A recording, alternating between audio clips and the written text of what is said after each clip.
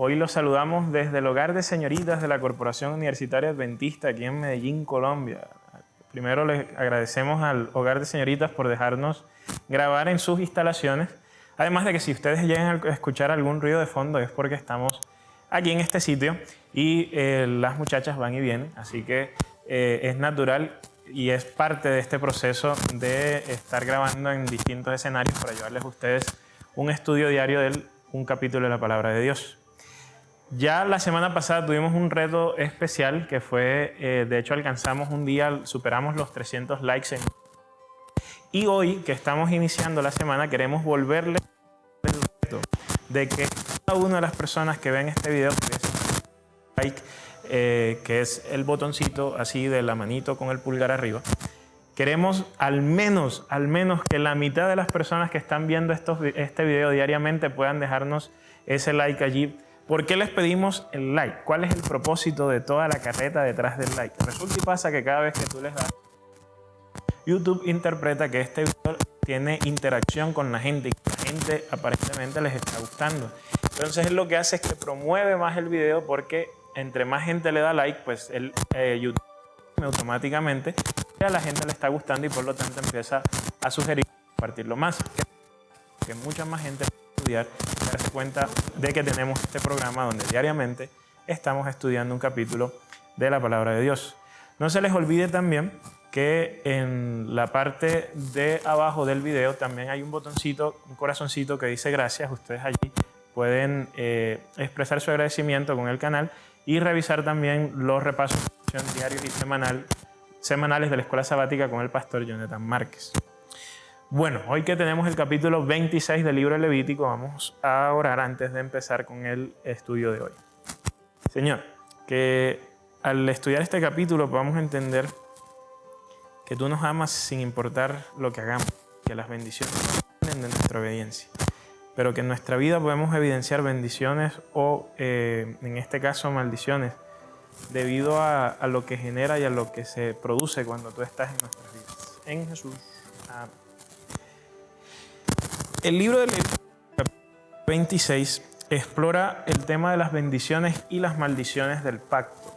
Cuando Dios hace un pacto con el pueblo de Israel por allá en Éxodo 19 en adelante, que luego ese pacto se va a romper por allá en los capítulos 32 y 33 de Éxodo, videos que ustedes pueden revisar en la lista de reproducción del canal. Los pactos eran como unos contratos y así como hoy en día los contratos tienen unos beneficios, también tienen una serie de cláusulas que en el caso de que el contrato no se cumpla, pues una de las partes tiene que asumir una serie de consecuencias.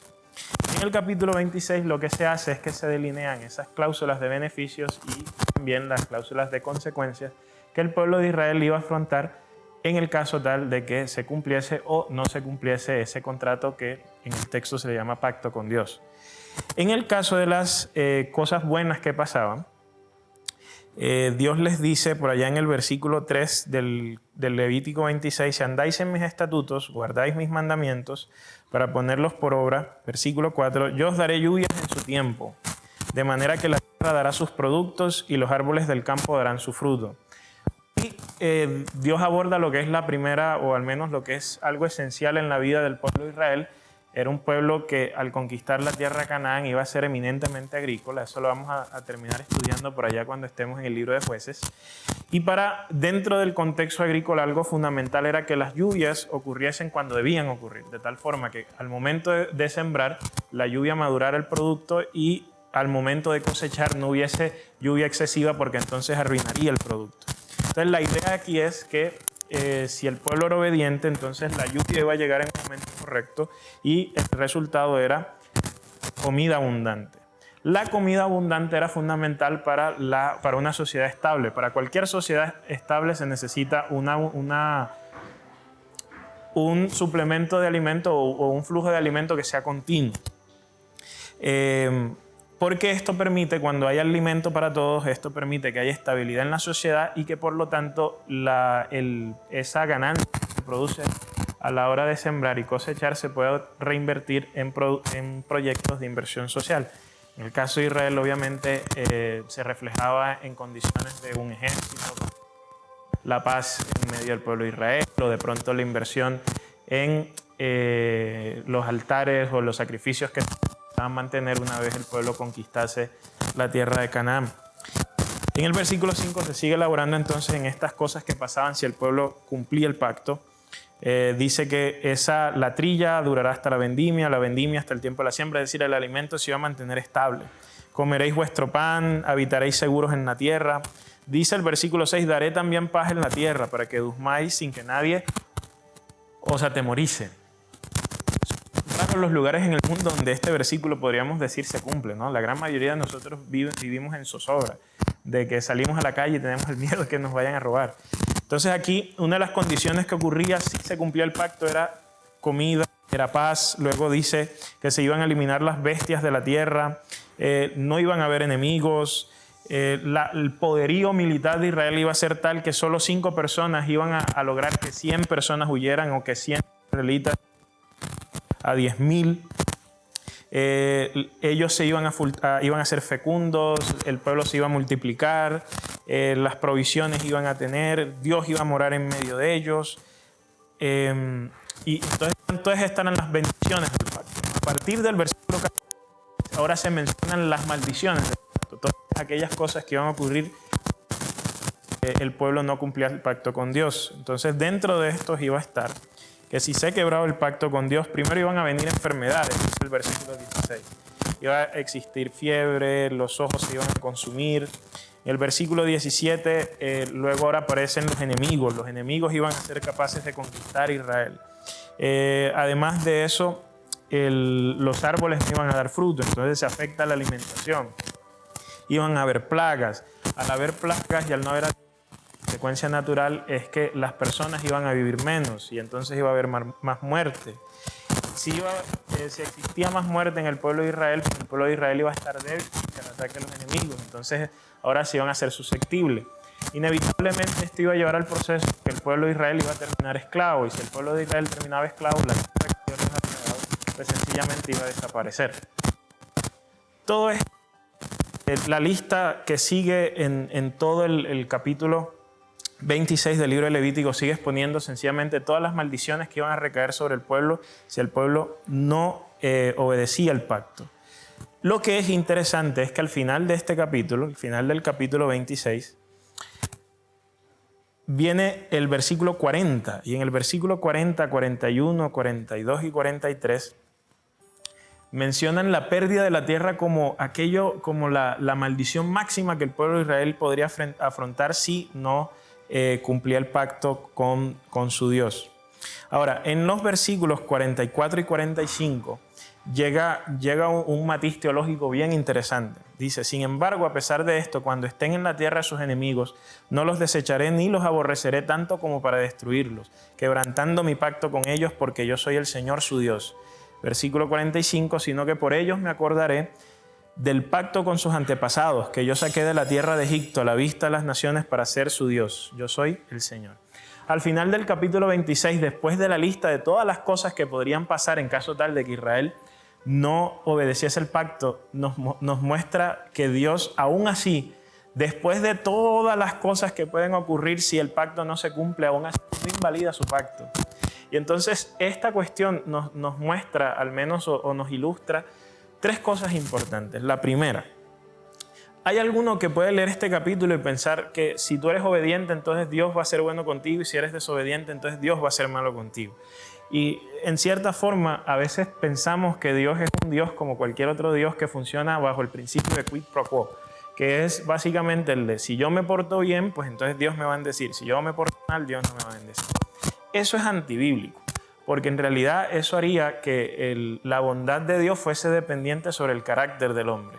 Dios es bueno y punto, se acabó. No importa si tú eres bueno o tú eres malo, Dios sigue siendo bueno. Y el sol sigue saliendo sobre malos y buenos. Y Dios sigue siendo justo y misericordioso con malos y buenos. Entonces, las bendiciones de Dios no dependen de si tú te portas bien o no, porque eso sería contrario a la naturaleza misma de Dios. Ahora, si las bendiciones de Dios no dependen de si yo me porto bien o no me porto bien, entonces, ¿por qué Dios habla de las bendiciones? Cuando Dios habla de las bendiciones, no está diciendo, si te portas bien va a pasar esto. No. ¿Qué pasa? El pacto lo que buscaba era que el pueblo de Israel y Dios tuviesen una relación. Recordemos que en Edén la relación entre Dios y el hombre un golpe fatal con la entrada del pecado. Entonces Dios y el hombre ahora se encuentran separados.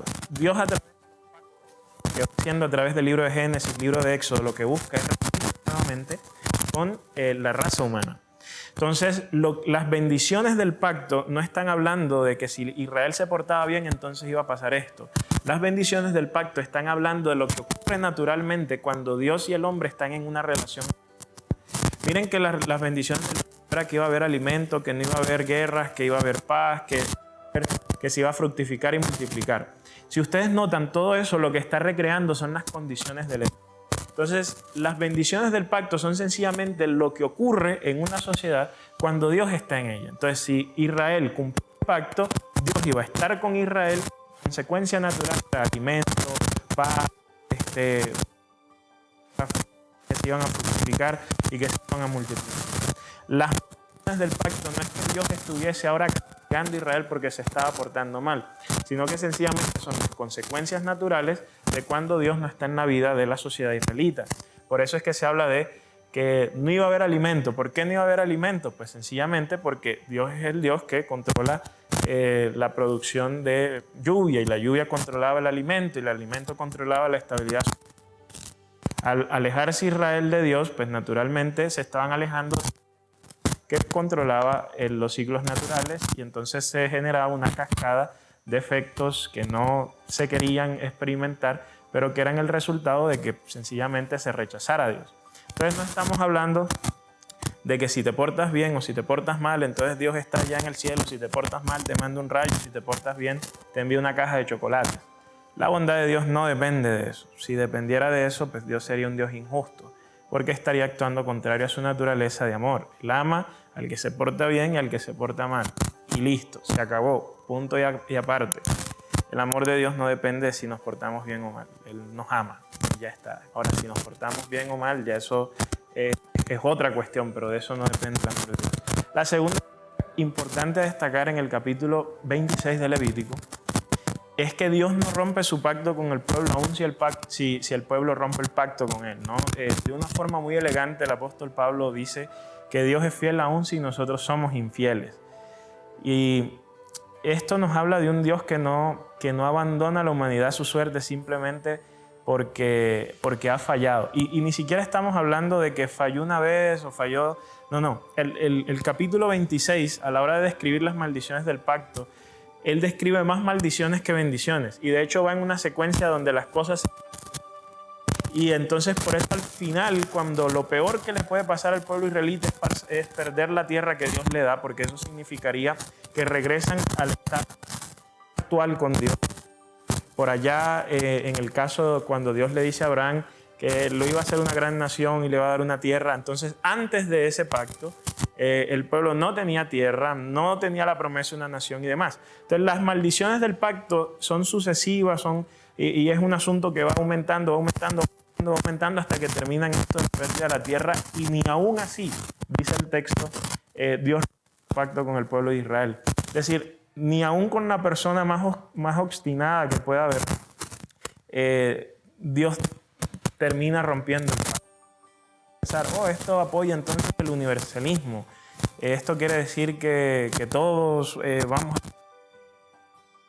De cierta forma, sería leer incorrectamente el texto. Lo que el texto está diciendo es que Dios es un Dios paciente, que cuando nosotros fallamos una multitud de veces, aún así Él sigue creyendo en nosotros y sigue con la capacidad de restaurar nuestra situación.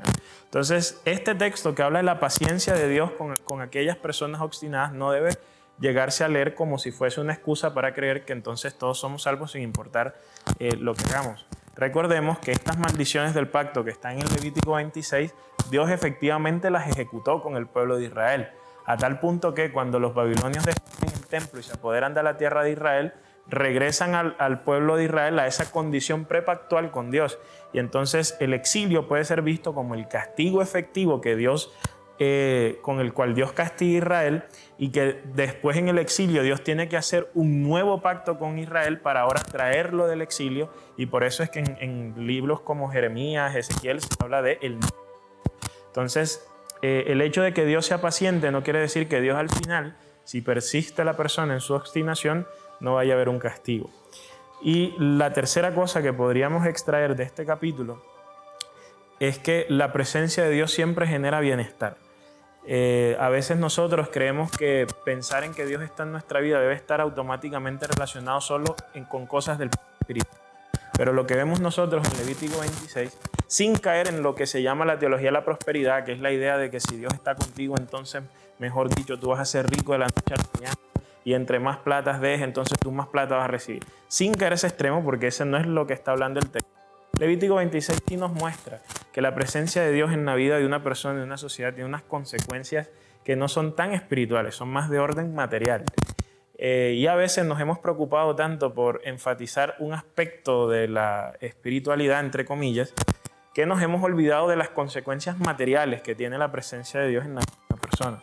Entonces, Levítico 26 es un recordatorio de que cuando Dios está en la vida de una persona, hay una serie de consecuencias que siguen, una serie de cosas que siguen un orden lógico. Esto no quiere decir que entonces que si tú estás con Dios, o que más bien que si tú hay algo, un problema de orden financiero en tu vida, entonces Dios no está contigo. Eso no quiere decir eso. Pero sí es señal, o bueno, en este caso hay múltiples razones por las cuales esto está ocurriendo. No hay que explicarlo todo. Pero hay que entender que la presencia de Dios en la vida de una persona se manifiesta de una forma positiva y real. O sea, la gente cambia cuando Dios está en tu vida porque las cosas de una forma diferente. Que tú puedas disfrutar de la presencia de Dios y de todos los beneficios que ella genera. Que no creas de tu obediencia de las bendiciones de Dios. Que tengas